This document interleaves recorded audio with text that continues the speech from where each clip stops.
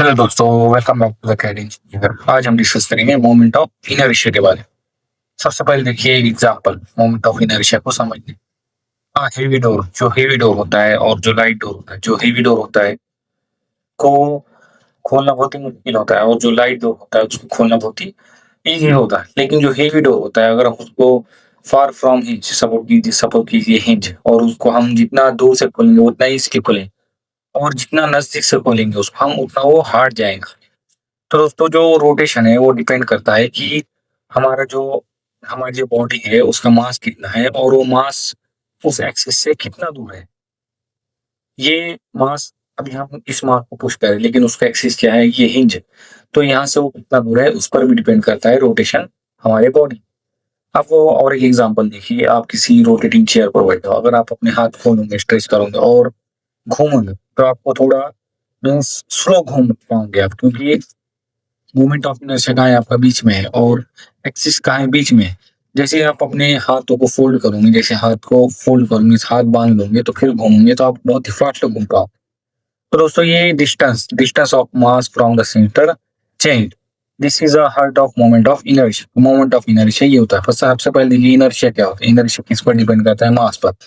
जितना मास ज्यादा मास होगा हम कहेंगे उतना ज्यादा उसका इनर्शिया है, मीन्स उसको अपनी जगह से अपनी पोजीशन से दूसरी पोजीशन पर लेकर जाना उतना मुश्किल है।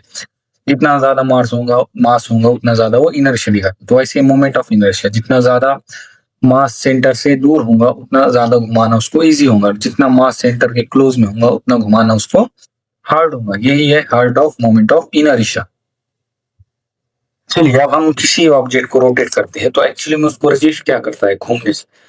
तो दोस्तों जो मास होता है उस बॉडी का वही उसको रेजिस्ट करता है उसकी वेलोसिटी चेंज करने में, उसकी वेलोसिटी इंक्रीज करने। तो मोमेंट ऑफ इनर्शिया जो है वो रेजिस्ट करता है चेंज इन एंगुलर स्पीड। जो एंगुलर स्पीड होती है उसको वो होने नहीं देता है because of the mass of the body. तो moment of inertia is a rotational मास।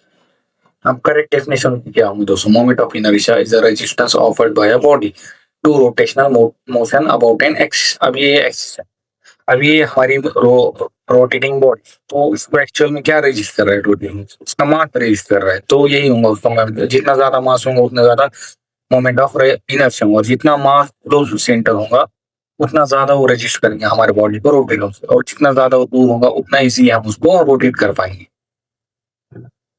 चलिए मैथमेटिकली इसको देख। तो जो मोमेंट ऑफ इनर्शिया होता है तो डायरेक्टली प्रोपोर्शनल होता है उसके मास के, और डायरेक्टली प्रोपोर्शनल होता है उसके रेडियस के स्क्वायर। अब देखिए ये मास और ये रेडियस, ये जितना ज्यादा बढ़ेगा उतना ज्यादा मोमेंट ऑफ इनर्शिया बढ़ेगा, और जितना ज्यादा मास बढ़ेगा उतना ज्यादा मोमेंट ऑफ इनर्शिया बढ़ेगा। तो सेम मैथमेटिकल फॉर्मूला है I equal to M R square. चलिए अब R equal to M R square ये तो होगा सिंगल पार्टिकल के लिए, लेकिन जो हमारी बॉडी होती है उसमें थाउजेंड्स ऑफ पार्टिकल होते हैं। तो हम क्या करेंगे, यहाँ एक समेशन का सिंबल है, moment of inertia equal to summation M R square. Summation जब भी आएगा तो टोटल बॉडी को कवर करेंगे, बॉडी के हर एक पार्टिकल को कवर करेगा। चलिए अब हम देखेंगे ये रेडियस ऑफ गायरेशन क्या होता है। अब देखिए दोस्तों जो समेशन होता है, समेशन का कैलकुलेशन बहुत ही हार्ड होता है, थोड़ा मुश्किल होता है। तो हमने क्या किया है, एक रेडियस ऑफ गायरेशन एज्यूम किया है, जो आर है उसकी जगह पे हमने क्या किया, के को एज्यूम किया।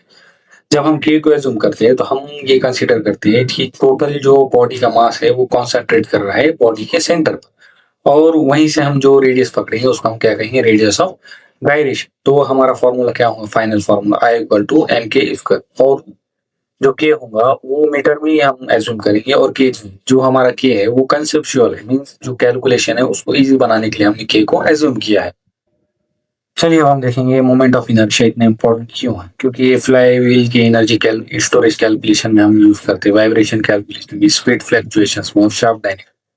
जितना ज्यादा मोमेंट ऑफ इनर्शिया होगा दोस्तों उतना ही ज्यादा उसको स्टार्ट या स्टॉप करना हमारे लिए हार्ड होगा। अब जब भी लीनियर मोशन होगा तो मास क्या करेंगे, रजिस्ट करेंगे मोशन को, और जब रोटेशनल मोशन होगा तो हम जब क्या क्या कहेंगे, मोमेंट ऑफ इनर्शिया उसको रजिस्ट कर रहा है उस रोटेशनल मोशन को। तो दोस्तों अगर आपको वीडियो पसंद आया हो तो शेयर कीजिए अपने दोस्तों के साथ, और लाइक और सब्सक्राइब कीजिए द कैड इंजीनियर चैनल।